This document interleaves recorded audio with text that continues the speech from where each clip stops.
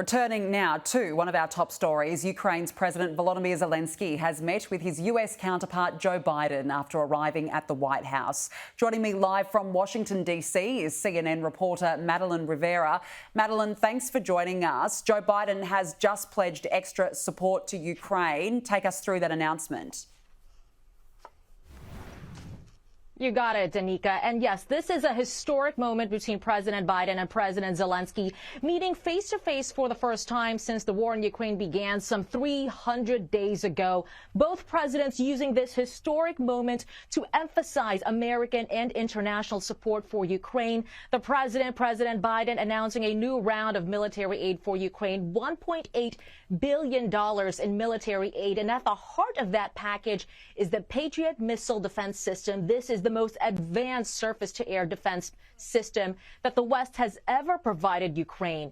And it comes at a critical time, Danica, and it comes as Russia continues to step up its attacks against Ukraine, attacking critical infrastructure, which is dealing devastating blows to Ukraine as they head into the winter months. But this is just as much a conversation about the future as it is about the present. There's been a lot of questions about what the end goal of this war looks like. President Biden, in his speech earlier today, didn't rule out the idea of a just peace. But at the end of the day, the White House has maintained that Ukraine will ultimately decide if or when they want to come to the negotiating table. And unfortunately, per the White House, President Vladimir Putin hasn't shown any intention of wanting to end this war.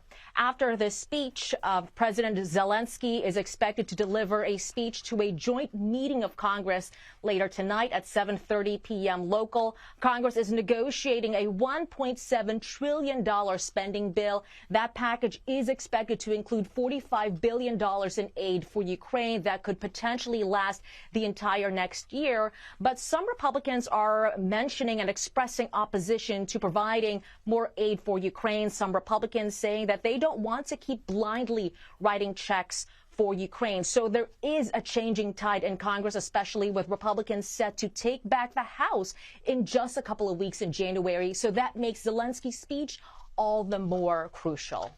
Danica? A fascinating speech. Madeleine Rivera, thank you very much for joining us.